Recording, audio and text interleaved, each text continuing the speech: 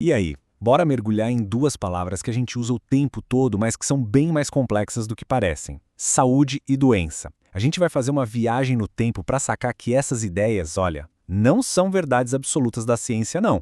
Pelo contrário, são conceitos que mudaram e como mudaram ao longo da história, dependendo da cultura de cada época. E para começar, vamos direto ao ponto. A pergunta que no fundo dá o start para toda a medicina é essa aqui: o que é saúde, afinal? Parece uma pergunta boba, né? Mas a resposta para ela é a base, é o alicerce de tudo que um profissional da saúde faz. Pois é, a resposta não é nada simples. E o ponto-chave é exatamente este. O jeito que cada sociedade, em cada tempo, respondeu a essa pergunta acabou mudando tudo. A ciência, a relação entre médico e paciente, até o jeito como a gente organiza as nossas cidades e vive o nosso dia a dia. Então, vamos lá. A gente começa explorando uma ideia que é central para tudo isso. Será que saúde é só biologia? A gente vai ver que os conceitos de saúde e doença não são verdades paradas no tempo, sabe? Na real, são construções históricas e culturais. E o mais legal, o mais doido disso tudo, é que a história da medicina não é uma escadinha, sabe? Onde a gente só vai subindo e acumulando conhecimento. Não. Ela é cheia de reviravoltas, de rupturas mesmo, de mudanças radicais no jeito de pensar o corpo. A verdade de ontem, muitas vezes, vira a lenda de amanhã. Bora para nossa primeira grande parada nessa viagem, a Antiguidade Clássica. É aqui que acontece uma das maiores viradas de chave do pensamento humano. A explicação para a doença deixa de ser coisa dos deuses e começa a ser buscada aqui, no nosso mundo, no mundo natural. Olha só que contraste absurdo. De um lado, você tinha a doença como um castigo divino. Pensa nas flechas do deus Apolo, na Ilíada, espalhando a peste no acampamento grego. Era isso. Do outro lado, vem uma ideia que, para a época, era revolucionária, da medicina hipocrática. A doença não é castigo, é um desequilíbrio natural do corpo com o ambiente. Então, para essa galera da Grécia Antiga, saúde era harmonia, era equilíbrio. A briga não era contra um bichinho invasor, um micróbio que ninguém nem sabia que existia. O negócio era manter o corpo em equilíbrio com o estilo de vida certo. Dieta, higiene, o ambiente e a doença. A doença era vista como um esforço do próprio corpo tentando voltar para o eixo, tentando se curar. Uma ideia que, se a gente parar para pensar, conversa muito com o que se fala hoje sobre bem-estar, né? Agora, a gente dá um salto no tempo. E o que faz o pensamento mudar de novo? As grandes epidemias. Elas chegam com tudo e forçam uma nova perspectiva. A doença para de ser vista só como um problema de uma pessoa e vira uma ameaça para todo mundo. Uma ameaça coletiva, que precisa de uma resposta coletiva. Essa linha do tempo aqui mostra bem essa virada. Primeiro, na Idade Média, a lepra. O que acontece? O isolamento dos doentes. Depois, no século XIV, a peste negra, que foi devastadora. Ela força as cidades, tipo as da Itália, a criar a quarentena. Foi uma das primeiríssimas medidas de saúde pública que a gente tem notícia. Não tinha como. A quantidade de gente morrendo era tão absurda que ficou impossível não enxergar a doença como um problema social. Chegamos agora nos séculos XVIII e XIX. As cidades estão crescendo, ficando cheias e as epidemias correndo soltas. O debate científico pegava fogo com uma pergunta na cabeça de todo mundo. Afinal, de onde vêm essas doenças? Qual é a causa real?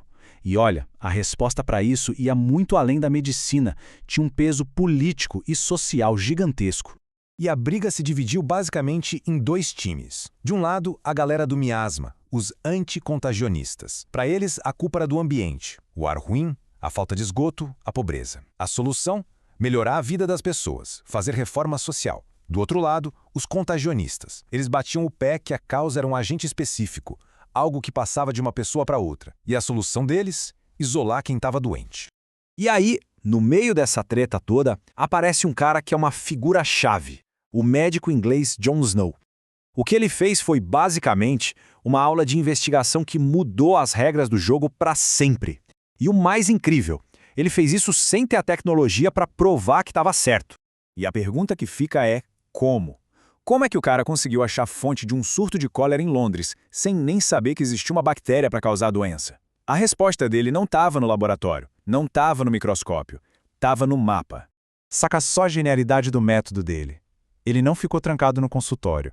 Ele foi para a rua, botou cada morte por cólera no mapa, conversou com as famílias, quis saber dos hábitos, de onde pegavam água, Quando ele cruzou todas essas informações, a resposta pulou na frente dele.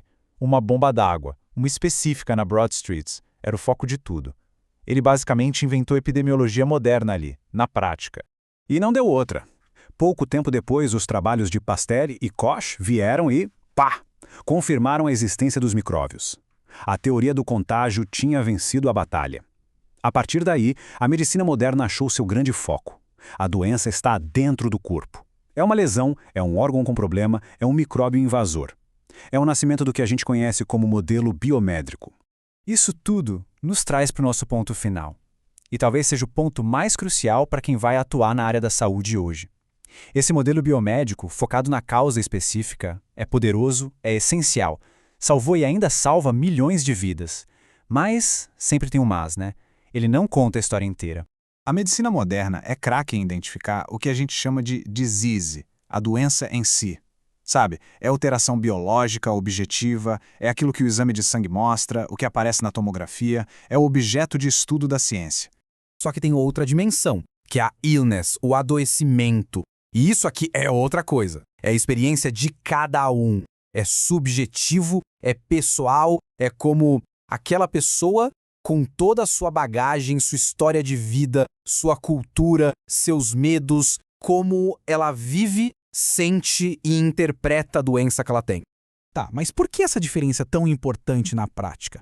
Porque olha só, duas pessoas podem ter exatamente a mesma disease, o mesmo diagnóstico no papel, tipo diabetes. Mas a illness, a experiência de adoecer, pode ser totalmente diferente para cada uma. E essa experiência do paciente afeta tudo. Se ele vai seguir o tratamento, como ele vai reagir, tudo. Cuidar de verdade não é só tratar o exame alterado, é entender a pessoa por trás daquele exame. Essa frase aqui resume tudo de um jeito perfeito. Ser saudável ou doente não é uma chavinha de liga e desliga. Não é tão simples assim. A experiência de adoecer é algo muito mais profundo, que pode mudar completamente a forma como uma pessoa enxerga a vida. E pra gente fechar, fica essa reflexão. Toda essa nossa viagem, lá dos deuses gregos até o mapa do Jon Snow, nos traz para essa pergunta aqui, que é fundamental. A prática profissional do futuro vai focar só em tratar a disease, a doença, a lesão, ou vai abraçar o desafio de verdade, que é cuidar da pessoa, do doente, com toda a sua complexidade? A resposta para isso, bom, é o que vai definir o futuro da saúde.